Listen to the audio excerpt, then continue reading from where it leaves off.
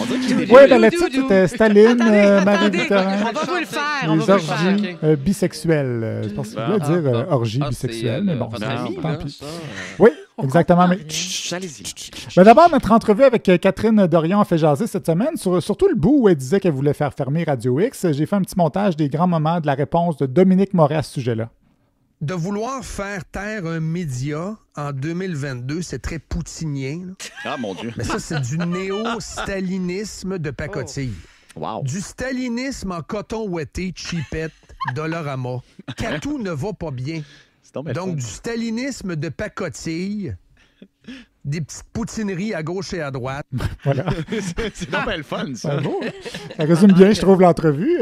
Catou va pas bien, on dirait le titre d'un conte pour tous. Et par contre, pour tous, je veux dire conte communiste. Mais c'est quand même un grand honneur de faire réagir comme ça, ou comme dirait Georges Larac. Un grand honneur. Ouais, je l'avais déjà dit. Un grand honneur. Donc, Il s'est trompé une fois, là. Arrêtez, là. Sinon, on a beaucoup parlé de l'élection partielle dans Marie-Victorin. Le lundi matin, jour du scrutin, il y a Fred Têtu, prof de cégep, chroniqueur à Radio X, mais aussi c'est celui qui a organisé un peu l'arrivée en politique d'Éric Duhem, en plus d'écrire sa biographie. Ben, il a fait des prédictions quand même assez précises de ce qui allait arriver à Longueuil. Il a proposé 3 scénarios selon le taux de participation. Premier scénario, Bien. si on a un taux de participation entre 20 et 25 %, ce qui serait la moyenne d'une partielle, la CAQ l'emporte, le PQ est deuxième, PCQ est troisième. Pas très loin derrière. Deuxième scénario. Je pense qu'avec un vote de 30 % ou plus, le PCQ d'Éric Duhem dépasse le PQ. Et là, la CAQ gagne, mais le PCQ finit deuxième. Je ne prédis pas qu'il y aura un taux de participation de 35 % ou plus. Mais si le taux de participation atteint le 35 % ou même un peu plus. Oui. À 7h55. À 7h55. Si la tendance pouvait se maintenir. À 35 % et plus de taux de participation, je prédis une victoire du PCQ et d'Anne Casabonne dans Marie-Victorin. Ouais, j'aurais voulu Il était inventer. poil, quand même. J'aurais voulu inventer des prédictions aussi mauvaises que j'aurais pas été capable. D'abord, il prédit que le taux de participation ne dépassera pas 35 %. Ben, ça a été 36 %. Et Anne Casabonne a terminé, malgré ça, 4e, plus bas que sa prédiction la plus pessimiste. Je pense qu'ils vivent un peu dans un monde de licorne. C'est peut-être pour ça qu'il y a des partisans du PCQ qui ont commencé à dire que les résultats étaient truqués. Mais bon, elle a quand même fait 10 %. Elle a battu le PLQ, ce qui n'est pas négligeable. Aussi, Claire Sanson, la seule députée du PCQ, a fait parler d'elle encore. Elle a posé une question à l'Assemblée nationale cette semaine. Simon Jolin Barrette lui a répondu en parlant d'autre chose.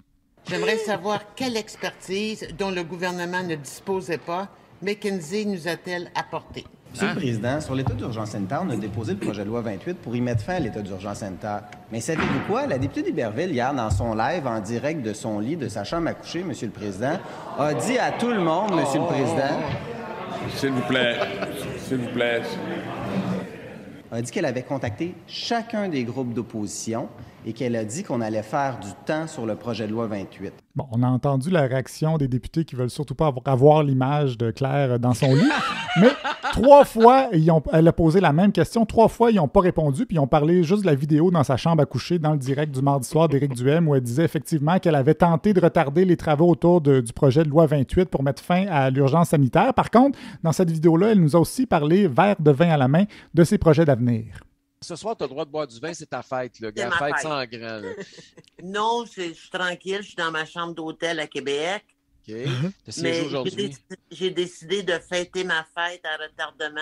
Je pars samedi pour Cancun. Bon, des vacances bien méritées. Bien hâte de voir son live sur le bord de la piscine avec un beau daiquiri.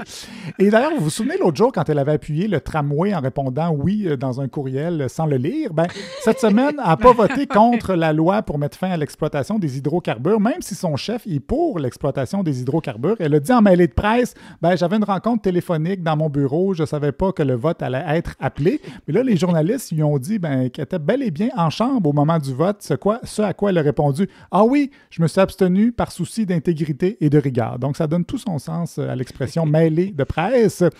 Une femme intègre quand même. Souvent en chambre, hein, Ouais, souvent en chambre, en robe de chambre. Bravo, hein? Oui, Une blague bravo. politique. Là. Ben oui. Bien joué, bien joué. En même temps, c'est une Niché. blague plus esthétique que politique. Mais... Sinon, il y a Vincent Goudzot qui, lui, a encore questionné la gestion pandémique de la CAQ.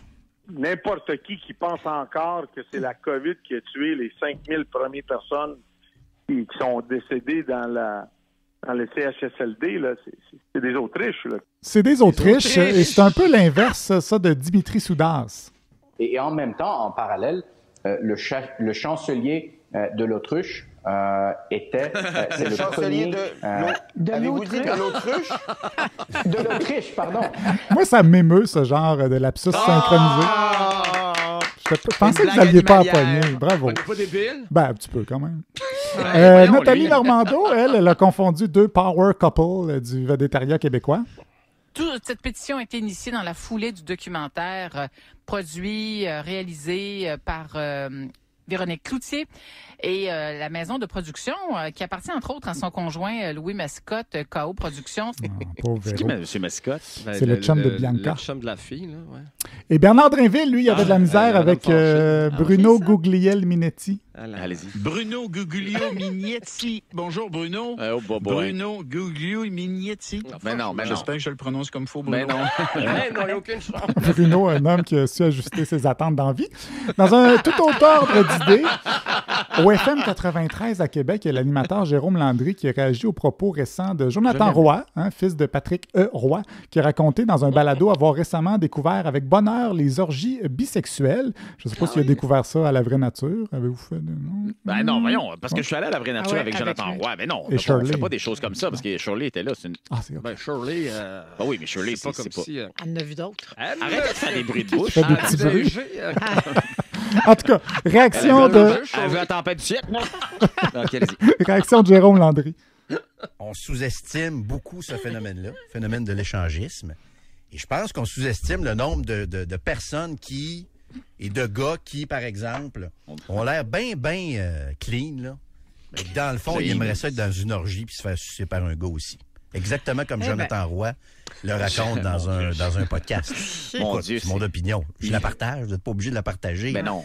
Mais moi, je trouve ça beau de voir cette génération-là qui l'assume. Je dois dire que ça m'a quand même surpris, pas juste parce que c'était un petit peu intense comme propos dans une émission de Cogeco à 11h du matin, mais aussi parce que Jérôme Landry est plutôt conservateur, un petit peu mononcle à l'occasion, mais là, clairement, il est en train de devenir un peu woke. C'est pas parce qu'on est mononcle. C'est pas woke. Rick Duhem aussi, qui est conservateur. Puis dans la douche avec ses parents. Exact, bien joué, mon Dieu. J'avoue. Ça, c'est un atout dans une émission de radio. Il y a de l'espoir. Autre note d'espoir, il y a Jeff Fillion qui quitte Radio X. Il ne s'est pas entendu avec ses patrons pour le renouvellement de son contrat. Est-ce qu'il va se contenter de sa radio sur Internet? Est-ce qu'il va se lancer avec le PCQ? Est-ce qu'il va déménager en Floride pour de bon? On ne sait pas trop, mais de travailler avec lui, ça aura été... un grand honneur. C'est ça. Mais avant de partir, il nous a fait cette excellente analyse du procès du maniaque à l'épée dans les rues de Québec en faisant un parallèle avec le tueur de la mosquée. C'est un type d'extrême gauche. C'est un gars qui est probablement un cinglé green. Pour avoir moins de monde sur la boule, il était prêt à tuer. C'est pas compliqué, là, c'est ce qu'on a compris. Donc, je fais ça et je sais que je le fais, puis c'est pas correct de le faire. Mais si je fais comme eux font, je suis obligé de dire que l'extrême gauche a du sang sur les mains. C'est pas vrai. C'est même pas vrai que l'extrême gauche a du sang sur les mains, mais je fais ce qu'ils ont fait. Il a l'air un petit peu tourmenté. Il accuse le gars avec l'épée d'être d'extrême gauche, même s'il sait que c'est pas vrai. Probablement qu'il fait ça, qu'il dit que c'est... Allô? Il dit... Oui. C'est correct? Probablement qu'il sait ce que c'est. Voyons. Probablement qu'il sait, Jeff Fillion, il sait ce qu'il dit est pas vrai la plupart du temps, mais dans ce cas-ci, il le dit à voix haute, donc c'est un pas dans la bonne direction. Dommage qu'il s'en aille déjà. Et on termine sur une note un peu plus comique ou pas. Louis-Philippe Ouimet de Radio-Canada qui rapporte les résultats de l'autopsie du cinéaste Jean-Marc Vallée. Le coroner qui n'a pas vu d'infection à la COVID-19, aucune trace d'alcool ou de sang dans le corps de Jean-Marc Vallée. Ouais, aucune trace de sang dans le corps. Sûrement un vampire qui a été impliqué là-dedans. Je vous remercie beaucoup, Olivier Niquet, de votre collaboration.